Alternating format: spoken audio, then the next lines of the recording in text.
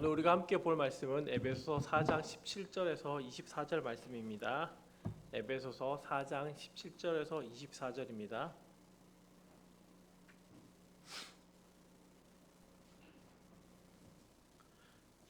에베소서 4장 17절에서 24절 말씀입니다. 한 절씩 교독하겠습니다. 그러므로 내가 이것을 말하며 주 안에서 증언하노니 이제부터 너희는 이방인이 그 마음에 허망한 것으로 행함같이 행하지 말라.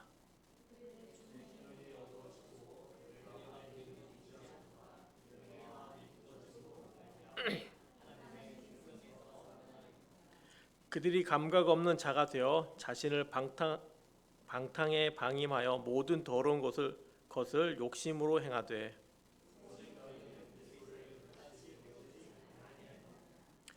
진리가 예수 안에 있는 것 같이 너희가 참으로 그에게서 듣고 또한 그 안에서 가르침을 받았을진데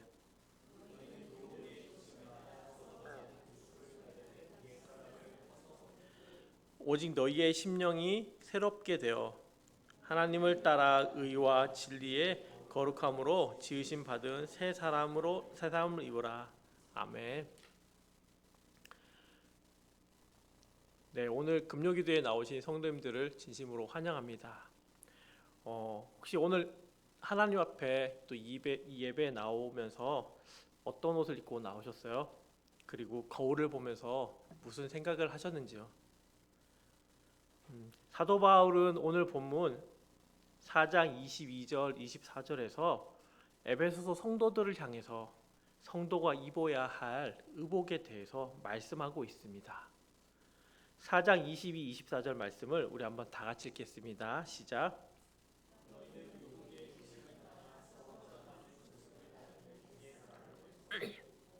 오직 너희의 심령이 새롭게 되어 하나님을 따라 의와 진리와 거룩함 지으심 받은 새 사람을 입으라. 옛 사람을 벗어버리고 새 사람을 입으라 라고 이렇게 바울은 권면합니다. 이 말만 들으면 우리가 겨울철에 실내에 들어오면 코트를 벗고 또 실내에 있다가 밖으로 나가면 코트를 입는 것처럼 그렇게 무언가 반복하는 것처럼 벗었다가 입었다가 하는 것처럼 그렇게 할 수 있는 옷처럼 또 여길 수 있어요. 그러나 에베소서의 평행 본문인 골로새서 3장 9절 10절 말씀을 보면 우리가 좀 더 알 수 있는데요. 9절 10절 말씀도 한번 같이 읽겠습니다. 시작. 거짓말하지 말라. 옛사람과 그 행위를 벗어버리고 새 사람을 입으라니 이는 자기를 창조하신 이의 형상을 따라 지식에까지 새롭게 하심을 입은 자니라. 아멘. 바울은 이렇게 말합니다. 새 사람을 입었으니 너희가 이미 옛사람과 그 행위를 벗어버리고 새 사람을 입은 자다라고 우리의 신분에 대해서 지금 명확하게 가르쳐 줍니다. 우리는 이미 새 사람을 입은 거룩한 자들입니다. 하나님 앞에 나갈 자격 없던 우리는 구원받은 자들로서 이 새 의복을 입고 이렇게 하나님 앞에 나올 수 있는 사람이 되었습니다. 우리의 존재가 이전과는 다르게 완전히 변해버린 것이죠. 그러나 문제는 무엇이냐면 우리가 새 사람을 입었음에도 여전히 과거의 죄된 생활을 반복하는 옛사람의 모습으로 살아갈 수도 있다는 사실입니다. 본문 4장 17절 18절 말씀은 바울은 주님 안에서 이렇게 권면하고 있습니다. 다 같이 읽겠습니다. 시작. 그러므로 내가 이것을 말하며 주 안에서 증언하노니 이제부터 너희는 이방인의 마음에 허망한 것으로 행함과 같이 행하지 말라. 그들의 총명이 어두워지고 그들 가운데 있는 무지함과 그들의 마음이 굳어짐으로 말미암아 하나님의 생명에서 떠나 있도다. 아멘. 에베소 교회는 성도들이 이전에는 이방인들로서 하나님과 관계없던 자들이었습니다. 그러나 지금은 그들은 하나님의 은혜로 지금 구원받은 성도이고 에베소 교회 안에서 하나님을 열심히 믿는 그런 사람들입니다. 그러나 그런 감격이 충만하고 하나님을 믿는 사람이지만 예전에 이방인의 그 모습 그대로 따라서 행하면서 살아가고 있는 모습이 있었습니다. 또한 복음에 대한 많은 지식을 가지고 배우고 있음에도 삶은 여전히 과거의 모습을 그렇게 따라가는 모습을 에베소에서 보여주고 있습니다. 본문 20절 21절 말씀 이렇게 말하고 있는데요. 오직 너희는 그리스도를 그같이 배우지 아니하였느니라. 진리가 예수 안에 있는 것 같이 너희가 참으로 그에게서는 듣고 또한 그 안에서 가르침을 받았을진데. 에베소 교회는 그 성도들은 가르침이 부족한 교회 성도님들이 아니었습니다. 에베소 교회는 바울이 3차 전도 여행에서 2년 3개월 동안 날마다 강론하였습니다. 그 말씀을 들었던 교회, 그 말씀의 털을 잡고 그렇게 자라난 교회가 바로 에베소 교회입니다. 2년 3개월 동안 가르침을 받았으면 신학교가 지금 3년인데 거의 신학교에 준하는 수준으로 말씀을 날마다 들었습니다. 그리고 강사가 누구냐면 사도 바울입니다. 바울이 얼마나 잘 가르쳤고 그들은 또 얼마나 열심히 들었을까요? 근데 아무리 잘 배워도 지식이 아무리 많아도 그 삶은 다를 수가 있다는 것입니다. 오랫동안 신앙생활을 하고 수많은 설교와 강의, 성경보를 한 사람들도 많이 있습니다. 그러나 어떠합니까? 저는 신학을 하고 목사 안수를 받고 선교단체 간사로도 살아가고 있습니다. 이만큼 배우고 또 신앙생활도 열심히 했다면 뭔가 하나님과 더 특별한, 더 영적인 체험도 하고 뭔가 특별한 뭔가 있을 것 같은 그런 모습을 사람들은 저한테 기대하고 저도 뭔가 기대하고 있습니다.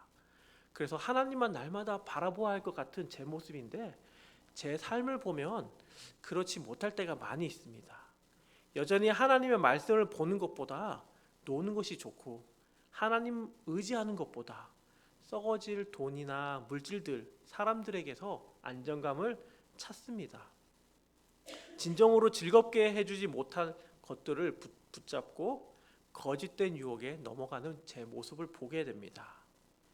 예수님을 믿기로 했는데 내 삶을 돌아보면 믿음 없는 모습이 늘 가득하고 사랑하라고 하셨는데 그래서 사랑하기로 다짐했는데 내 모습을 보면 이기적인 모습에 늘 실망할 때가 많습니다.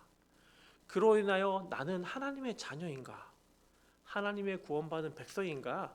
의심하는 순간들도 성도님들 안에 가진 분도 계실 것입니다. 그러나 우리가 좌절하지 말고 신앙생활을 하여야 하는 이유는 우리에게 부족한 모습이 있다고 하여도 여전히 우리는 새 사람을 입은 거룩한 자입니다. 바울은 에베소서에서 1장에서 4장에 계속해서 말하는 것이 바로 에베소 성도들을 향하여서 신자의 정체성에 대해서 강조하고 있습니다.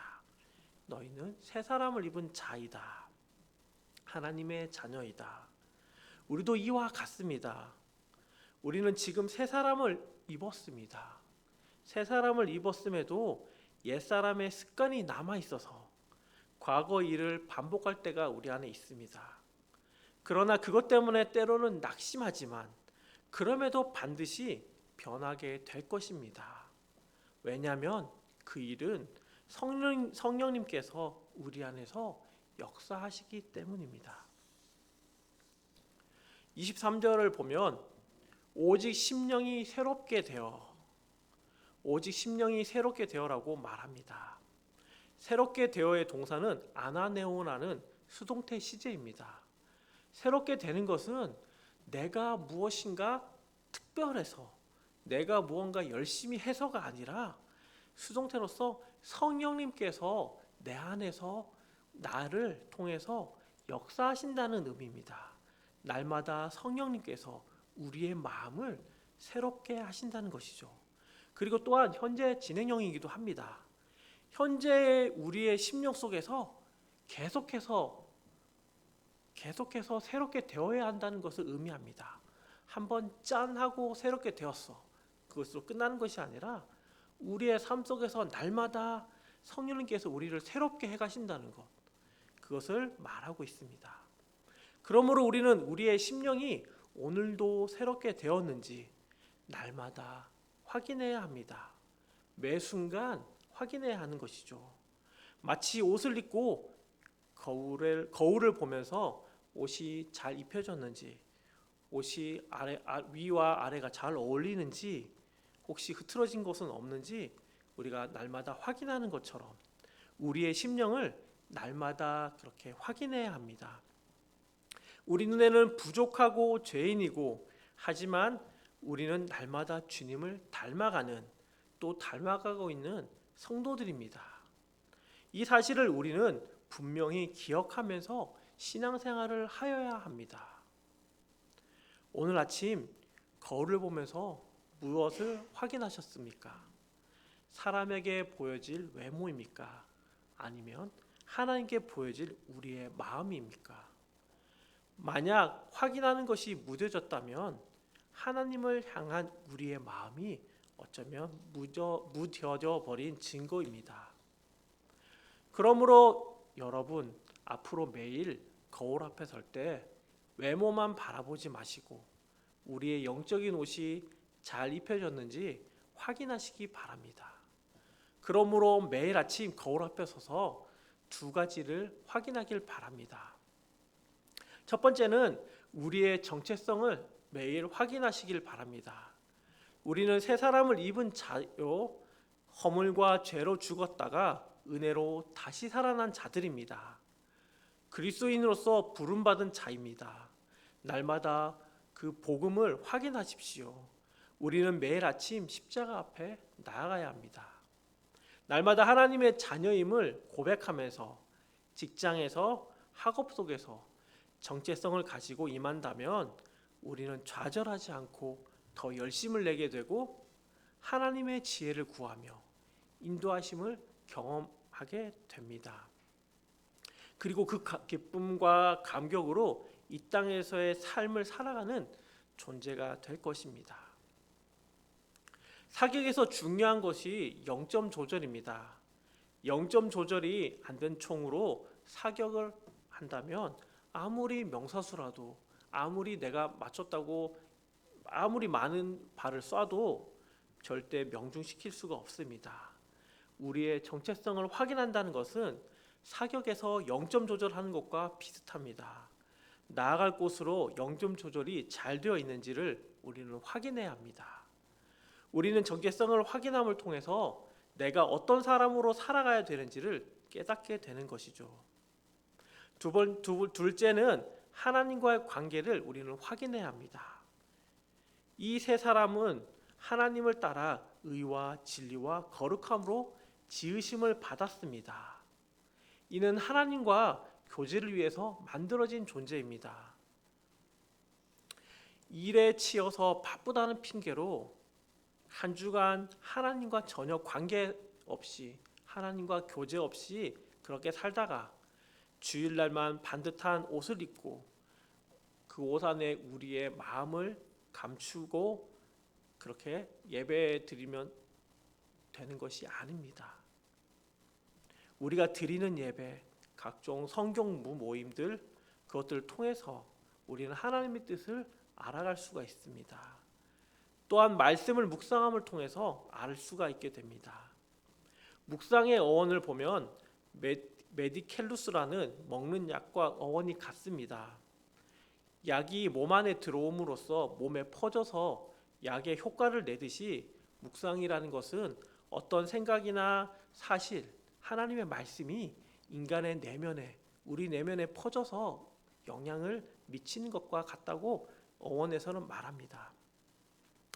말씀 묵상은 성경 말씀의 의미를 깊이 생각하면서 되새기는 것으로 말씀의 의미를 캐내는 과정입니다. 우리는 하나님의 말씀을 꾸준히 읽고 묵상함으로써 하나님의 우리를 향한 사랑과 계획을 분명히 알게 됩니다. 그리고 어렵지만 작은 것부터라도 말씀에 순종하는 삶을 살아갈 수 있도록 성령님께서 우리 안에서 역사하십니다. 머리로 또는 이성적으로 아무리 깨닫는다 해도 삶에서 순종하지 않으면 의미가 없게 됩니다. 성령님께 인도하심을 구하면서 하나님과 교제하며 순종하는 삶을 우리 살도록 합시다. 아무리 많은 성경 구절을 내 머릿속에서 암송하고 있어도, 성경을 깊이 공부했다고 해도 그 말씀에 순종하는 삶이 우리에게는 반드시 필요합니다. 사랑하는 성도님들, 우리 모두가 우리의 정체성을 확인하고 하나님의 말씀 가운데 우리의 영점 조절을 잘 맞추어서 하나님을 바라보고 성령님이 우리 안에서 역사하셔서 날마다 우리를 새롭게 하시고 하나님을 더 사랑하고 예수님을 더 닮아가는 우리의 새 사람의 삶을 살아가는 우리 모든 성도님들이 다 되기를 간절히 축원합니다. 이 시간 함께 들은 말씀을 두고 기도하겠습니다. 우리는 주님의 구원받은 백성으로서 그리스도의 새로운 의복을 입은 자들, 새 사람을 입은 자들입니다. 이 말씀을, 이 사실을 기억하고 날마다 하나님 안에서 성숙해가는 우리의 삶이 되게 하소서. 함께 이 시간 마음 모아 기도하겠습니다. 사랑하는 하나님, 감사합니다. 하나님, 우리를 구원하여 주셔서 감사합니다. 또 새 사람을 입은 자로서 우리를 날마다 우리 삶 가운데서 성령님께서 역사하심을 통해서 예수님을 닮아가는 삶을 살아갈 수 있도록 인도해 주시니 감사합니다. 우리가 이 약속의 말씀을 기억하며 하나님 주시는 그 말씀에 따라 순종하며 믿음으로 한 걸음 한 걸음 나아갈 수 있도록 도와주십시오. 내 삶이 보기에는 하나님 연약하고 부족할지라도 하나님 정말 날마다 하나님 안에서 성장해가는 우리의 삶이 될 수 있도록 주님 인도하여 주시고 붙잡아 주십시오. 주님을 온전히 바라보며 주님을 예배하는 우리 삶이 되기를 간절히 소망합니다.